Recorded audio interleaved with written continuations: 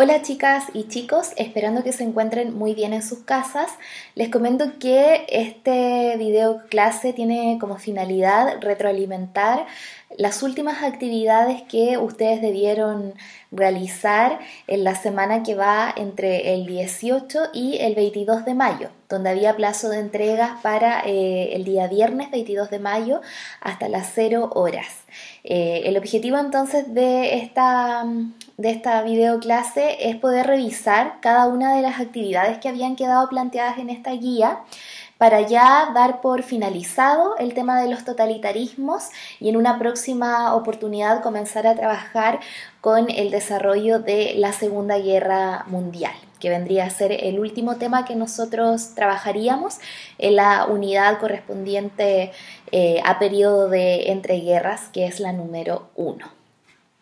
Entonces vamos a dar paso a revisar las actividades que ustedes tenían que hacer para poder aplicar los contenidos que nosotros ya habíamos revisado en relación a los totalitarismos y su desarrollo en el continente europeo durante el periodo de entreguerras. La primera parte, ustedes debían definir el concepto de totalitarismo para ya, digamos, ir finalizando el tema y poder, digamos, un poco plasmar por escrito qué era lo que ustedes finalmente habían entendido por este régimen de gobierno que tenía varias características al respecto. Yo les anoté acá una definición bastante breve que encierra finalmente de manera general lo que vendría a ser un sistema de tipo totalitario. Les puse acá lo más importante, que es un régimen político no democrático, que eso lo conversamos en alguna oportunidad, que este tipo de sistema vino a quebrantar las democracias en el continente europeo posterior a la crisis que se desarrolló en el año 1929. Y les puse acá también de que este régimen político está sometido al Estado y obviamente que su protagonismo de una forma total. ¿Ya? ¿Y cómo se proyecta eso? A partir de un partido único, que era el que finalmente iba a conducir todas las decisiones y digamos, la línea que iba a seguir el Estado para poder controlar a las personas. Les puse ahí que los totalitarismos pretenden ejercer un control total en un escenario político, social y económico del Estado. ¿Ya? Esa definición entonces viene un poco a resumir lo que nosotros ya habíamos revisado previamente con algunos ejemplos que se habían dado en el continente europeo y donde también mencionamos algunas de las características que ustedes debiesen manejar o asociar al momento de definir la palabra totalitarismo. Y para ello yo les sugería acá que ustedes me representaran con algunos dibujos algunas de las características de los sistemas totalitarios. Voy a achicar la pantalla para que puedan ver todos los dibujos. No, esa quedó bastante pequeña. Ahí se me permite visualizar de mejor manera. Tenemos acá entonces varias características que están asociadas a los sistemas totalitarios. La primera que yo les puse acá arriba es el partido único, que está representado con el símbolo del partido nazi que aparece acá dibujado. ¿Ya? Entonces esa sería entonces la primera característica, el partido único, que tal como yo les mencionaba recién era el que lideraba las relaciones políticas, donde también no se daba espacio a otros partidos políticos porque era solamente uno el que controlaba absolutamente todo lo que sucediera al interior de este régimen. En segundo lugar, tenemos acá abajo un líder fuerte y autoritario que está representado con esta figura del rey y los súbditos, que en este caso le rinden pleitesía, que finalmente es una analogía con este líder, ¿cierto?, que era bastante carismático, entre comillas, populista y que buscaba, ¿cierto?, controlar absolutamente todo a través de su autoridad. Por lo tanto, ahí estaría reflejada la segunda característica de los totalitarismos. En un tercer lugar aparece el control social, que dijimos que también era muy importante al interior de un sistema totalitario, porque ya que estaba controlado por un partido único y donde el Estado tenía un protagonismo de manera total en todos los ámbitos, obviamente que había que controlar a la población a través de diversos mecanismos y entidades también que tenían que hacer presión con las personas, ¿ya? Y esa presión obviamente pasaba por muchas amenazas también hacia las personas que principalmente se mostraban opositoras al régimen. Por eso que yo acá les dibujé o sea, no les dibujé, sino que pegué una imagen que extraje de internet donde sale una mano y abajo salen personas que están siendo controladas como por esta mano que vendría a ser como un titiretero finalmente que controla finalmente a las personas como si fueran una marioneta. ¿Ya? Y que busca obviamente que todos remen hacia un mismo lado, que tengan las mismas ideas, ¿ya? Y que no se salgan de lo que profesa este régimen autoritario. Ahí está entonces la figura del control social. Luego, en un cuarto lugar, tenemos la propaganda que, tal como aparece en uno de los documentos más abajo, el autor, ¿cierto?, propone que la sociedad de masas que se vino a desarrollar durante este periodo estuvo muy acompañada también de lo propagandístico y de la publicidad que sirvió para poder, ¿cierto?, potenciar los regímenes totalitarios a través de afiches, de algunas consignas o de frases que pudiesen persuadir a la población y hacerlas que finalmente respetaran e internalizaran los valores que finalmente proponían este tipo de regímenes. ¿Ya? Por eso que aparece acá la televisión. En ese tiempo todavía no existía la televisión, por si acaso, no estaba totalmente difundida, pero se las puse acá con la intención de que ustedes pudiesen entender que la televisión como medio de comunicación también proyecta mensajes hacia la sociedad, lo mismo que las propagandas que se hicieron en ese tiempo.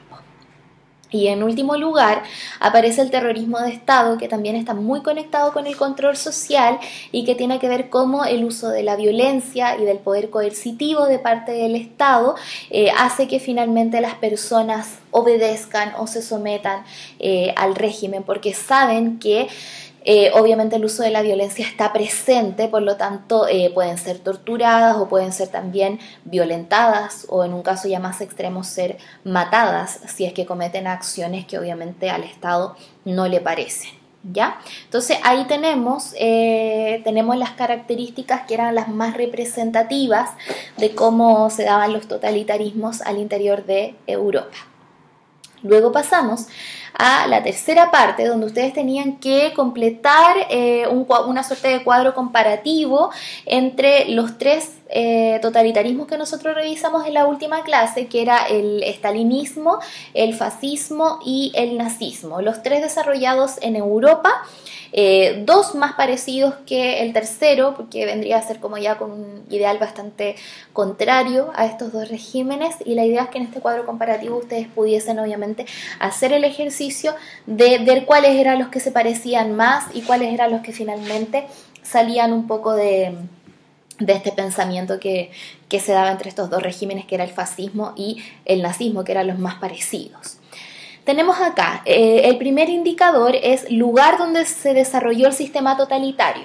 Los voy a ir revisando uno por uno para no generar confusión y en el caso que existan comparaciones al respecto las vamos mencionando. Para el caso del estalinismo, es un totalitarismo que se desarrolló en la URSS, que es la Unión de Repúblicas Socialistas Soviéticas, ¿ya? Obviamente que el líder máximo totalitario de este régimen es Stalin, que se mantuvo muchos años al poder y que finalmente lidera finalmente este régimen con algunos de los logros que finalmente se consiguen, así como también logros, hay crímenes ya o también asuntos que se le fueron adjudicados y que perjudicaron finalmente la imagen del estalinismo para el mundo. En un tercer lugar tenemos el sector político y partido que respaldaba el régimen, que para este caso sería una ideología de izquierda que está representada por el Partido Comunista. ya que aparece acá en el cuadro comparativo. La economía que ellos persiguen, obviamente que dentro de las economías de tipo ya comunista, que si la tomamos desde una visión bastante extrema, como se tomó el stalinismo en su momento, el Estado controla todos los medios de producción. Esto quiere decir que controla la economía en su totalidad, ¿ya? Y para el caso de la economía estalinista, ellos apuntaron hacia dos, digamos, áreas. La primera sería la producción agrícola y también la producción industrial, que ya después de la Revolución Rusa era, digamos, una meta que se debía cumplir y que logra finalmente ser materializada a través de el régimen de Stalin. ¿Ya? Ahí tenemos entonces la economía que ellos persiguen, donde el Estado controla absolutamente todo y es dueño también de todo. Se genera una economía de tipo colectiva, ¿ya? Y por último, las características importantes que yo señalé acá es que la importancia de la burocracia como un cuerpo que finalmente respalda al líder, que quiere decir, cuando hablamos de burocracia estamos hablando como de un equipo administrativo, por decirlo de una forma simple, que finalmente va a respaldar todas las decisiones que tome este líder, lo va a validar y lo va a legitimar también.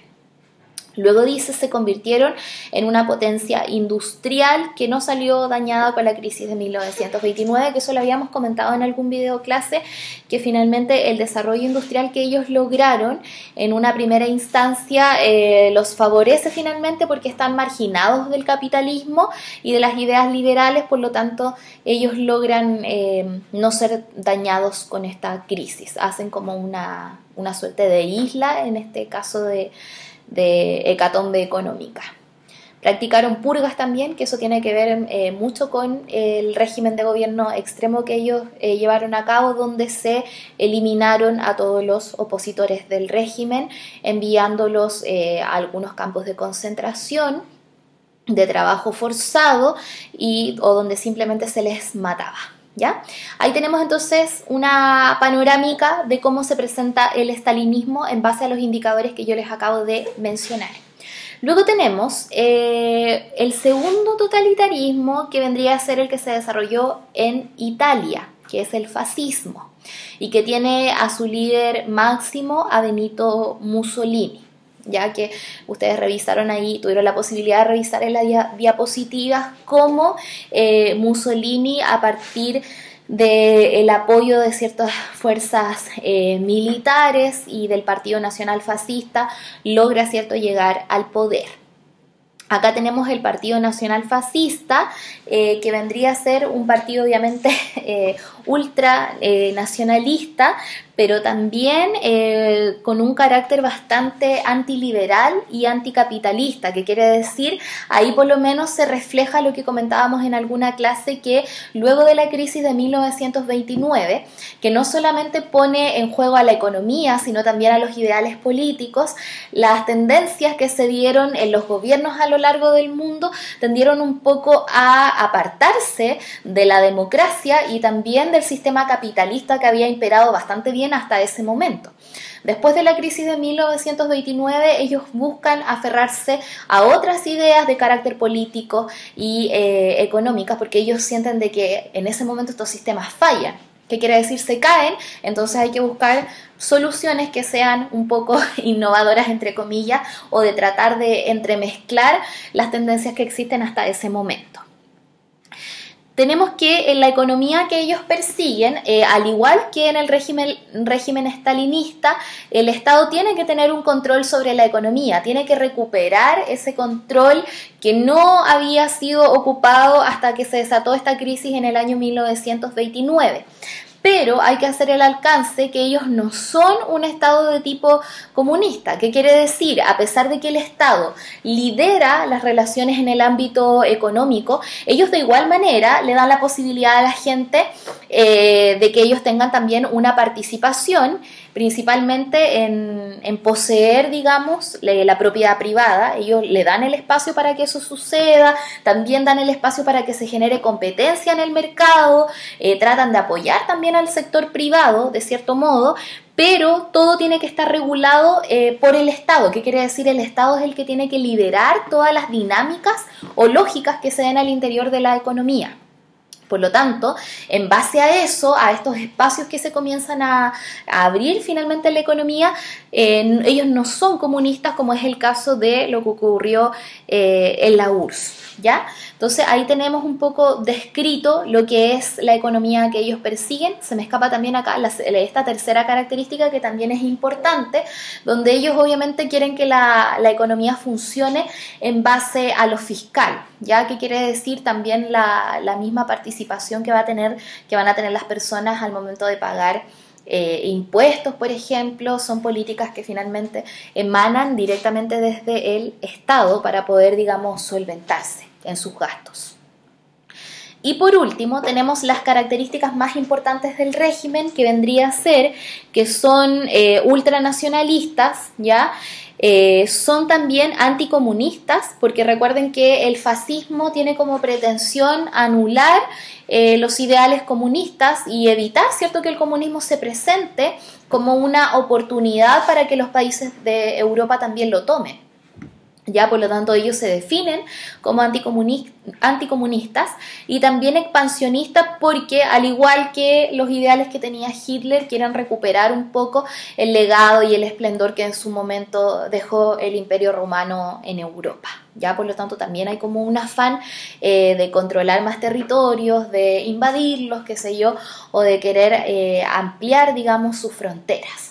Algo que después se va a fundamentar con lo que va a ocurrir en la Segunda Guerra Mundial. Y por último, la segunda característica, que dice que desarrolló un culto a la violencia y al militarismo, y eso también es muy cierto, porque si vamos, digamos, a la base de cómo llegó Mussolini al poder, está apoyado finalmente por fuerzas de tipo militar. ¿Ya? Ahí están entonces la panorámica del fascismo. Y luego, en tercer lugar, tenemos el nazismo, que se desarrolla en Alemania, al mando, ¿cierto?, a la cabeza de Adolf Hitler como el líder carismático, y el partido único que controla las relaciones al interior del Estado es el Partido Nacional Socialista de los Trabajadores Alemanes. También muy parecida su economía a la de los italianos, que se definen de carácter antiliberal y anticapitalista. Y ahí también mencionar que no por el hecho de que el partido acá diga que es el partido socialista, hubiese que pensar que a lo mejor Hitler tenía una pretensión marxista, porque él lo dejó en claro varias veces que este partido, a pesar de ser socialista y de creer en la existencia de los medios de producción y de la intervención que tenía que tener el Estado en las relaciones económicas, era un socialismo que salía del marxismo, ¿ya? Y eso él también lo dejaba muy en claro. Y eso se nota también en las características que aparecen acá, donde se describe muy bien la economía, donde, vuelvo a reiterar, el Estado tiene que tener una participación activa. Por ejemplo, ellos cuando pasa esta crisis tan potente, ellos trabajan para acabar con la cesantía, generan puestos de trabajo a través de la implementación de programas de obras públicas, ¿ya? Y se promueve, a medida que avanza el tiempo, una autarquía económica que finalmente ellos la logran realizar, ¿ya? De hecho, si nosotros nos ponemos a analizar Alemania económicamente desde inicios del siglo XX, ellos tienen posiciones favorables en algunos momentos determinados. Solo que las guerras finalmente que enfrentaron los llevó a hoyos económicos muy profundos, pero tuvieron una capacidad de resiliencia o de recuperación que fue bastante rápida, y en este momento que nosotros estamos estudiando pasa algo similar. Finalmente la economía nazi en los primeros años logra ser próspera. Tanto así que Hitler viola el Tratado de Versalles y comienza a comprar armas con todos, digamos, los ingresos que ellos han generado durante estos años. Les permite rearmarse y empoderarse para encabezar un nuevo conflicto de carácter mundial. Una última característica es que, al igual que los italianos, ellos también permiten que exista el sector privado, la competencia, pero siempre todo regulado de la mano del Estado, ¿ya? Y por último, las características que yo les anoté acá, que sería bueno que ustedes también las supieran, es que también son ultranacionalistas, defienden la superioridad racial de Alemania, ya con el tema de la raza aria, que eso también está explicado en la diapositiva, y además de eso buscan obtener un espacio vital que va a incluir territorios que están al este de Europa, y también él quiere rescatar una porción importante de la URSS, obviamente para tener recursos. Ese es el principal motivo que tiene él de adueñarse de otros territorios, las materias primas, y bueno, también obviamente recuperar espacios de pueblos obviamente que tienen una conexión con la nación alemana, y poder crear una suerte de imperio en el continente europeo. Ahí entonces están los tres gobiernos totalitarios que nosotros revisamos, donde obviamente el fascismo y el nazismo están directamente conectados. Hay algunos aspectos que los diferencian, pero son más, digamos, los que son similares entre estos dos regímenes. Luego, en la parte 4, ustedes tenían que analizar algunos documentos que también hablaban sobre los totalitarismos, ¿ya? En el documento número 1, que se denomina Los regímenes políticos en el siglo XX, la pregunta que yo le formulé es explicar la diferencia entre el Estado liberal y el Estado totalitario. ¿Por qué hice ese ejercicio? Principalmente porque el Estado liberal nosotros lo revisamos el año anterior y vimos cómo el Estado liberal nos proponía a nosotros en diversos ámbitos, ya sea de la política, la económica, lo social y lo cultural, establecer una forma de gobierno y una forma de vida en base a la libertad de los individuos. Por lo tanto, la principal diferencia que radica entre el Estado liberal y el Estado totalitario es que al interior de estos regímenes de gobierno las libertades son restringidas. ¿Qué quiere decir? El Estado, que es el que controla absolutamente todo, es el que se encarga de que los valores finalmente que quieren ellos exaltar como régimen se pongan por encima de los individuos, y los individuos obviamente que no estén de acuerdo tienen que ser perseguidos por algunas entidades, por la policía secreta, por ejemplo, para que obviamente ellos se convirtieran a este régimen y respetaran finalmente lo que ellos decían. Por lo tanto, no hay espacios para las libertades. La libertad no es respetada, ni tampoco es la base de este tipo de sistema donde el Estado tiene un control absoluto, ¿ya? En la pregunta número 2 señala dos características antidemocráticas que se presentan en los regímenes totalitarios. Yo acá tomé dos que pudiesen servir para fundamentar. La primera es el partido único, que dice que los partidos democráticos, en los regímenes democráticos, tiene que existir diferentes partidos políticos o diferentes tendencias de carácter ideológico para ocupar los puestos de gobierno. Existe una tolerancia con estas diferentes coaliciones. Se promueve entonces una diversidad ideológica y de posturas políticas, y esto está muy bien aceptado, es la base de los regímenes democráticos. Algo que va en contra del partido único, donde nosotros dijimos que no se permite el pluripartidismo y hay un solo partido político que es el que controla absolutamente todo. Luego tenemos que los derechos no se respetan porque en los regímenes de tipo totalitario se restringen las libertades y el Estado no garantiza derechos a las personas. Ya, de hecho, se pierde esta garantía del derecho porque obviamente se persigue a los opositores y se controla todo, existe un control social. Por lo tanto, bajo esa premisa, difícilmente que las personas tengan garantizados sus derechos como se hace comúnmente en los regímenes democráticos, que yo les anoté acá. Los derechos de las personas y sus libertades están garantizadas en la Carta Fundamental, que es la Constitución, y todas las decisiones se tienen que tomar en base a eso, algo que no ocurre en los totalitarismos. Luego de eso venía un documento bastante largo, que es el documento número 2, donde ustedes tenían que trabajar el concepto de totalitarismo, ¿Ya? Esa era la finalidad de este texto. Y habían 3 preguntas que ustedes tenían que responder. La primera dice, de acuerdo al documento número 2, ¿cuáles fueron los regímenes totalitarios más extremos, de acuerdo a la visión del autor? ¿Qué diferencia se señala al respecto? Y ahí el autor es bastante enfático, diciendo que los regímenes totalitarios más extremos son el estalinismo que se desarrolló en la URSS y el nazismo en Alemania. Él ahí hace una diferenciación con los italianos, dice que la Italia de Mussolini no puede ser definida como un totalitarismo porque él detecta que hay algunas debilidades al interior del gobierno, donde se pasa a llevar el tema de la autonomía y que eso finalmente lo traduce en un régimen que no fue 100% extremo. Dice que hay varias características que vulneran lo que vendría a ser un régimen de tipo totalitario, por lo tanto él fundamenta que solamente hay 2 que podrían ser considerados como tal, que sería el estalinismo y también el nazismo que se dio en Alemania.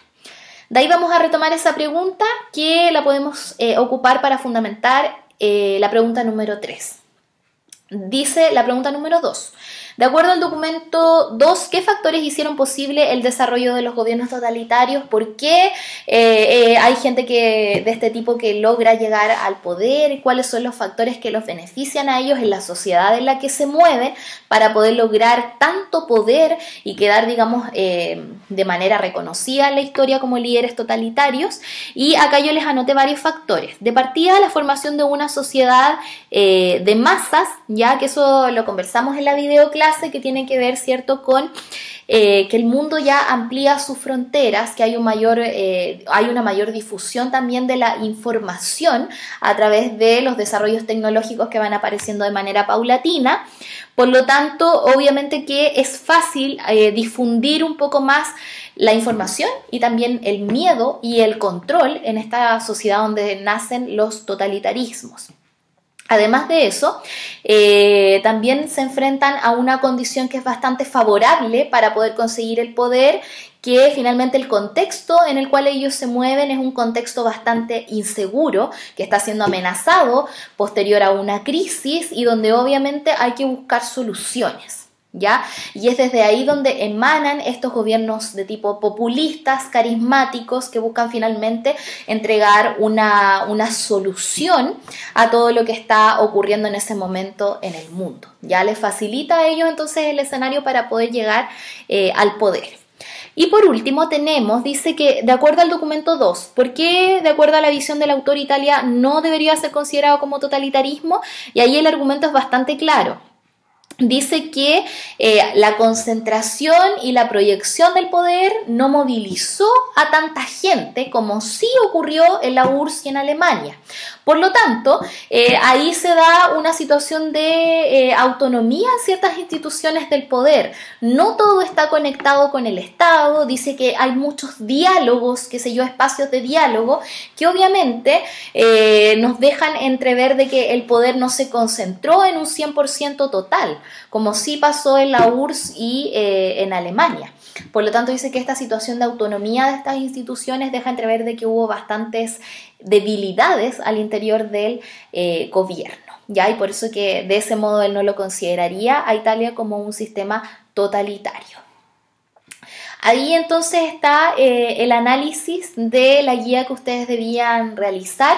Para cerrar el tema de totalitarismo, lo importante es que ustedes queden en claro finalmente cómo el totalitarismo va a ser la mecha que va a encender en algún momento la Segunda Guerra Mundial. Y eso, yo creo que la idea más notable en ese sentido es el afán expansionista, ¿ya? Acaparar poder, controlar a la población, pero también buscar salir de las fronteras. Ese va a ser, digamos, por excelencia, lo que va a llevar a que los alemanes nuevamente se posicionen como instigadores o como causantes del inicio de la Segunda Guerra Mundial. En base a eso, entonces, yo los dejo invitados para el próximo video clase donde vamos a hacer una síntesis de todos los contenidos que hemos trabajado desde que se inició este plan remoto con esta crisis sanitaria. Entonces vamos a tratar de resumir los aspectos principales que trabajamos en el periodo de entreguerras para posteriormente pasar a la unidad número 2. Que estén muy bien y nos vemos en una próxima oportunidad.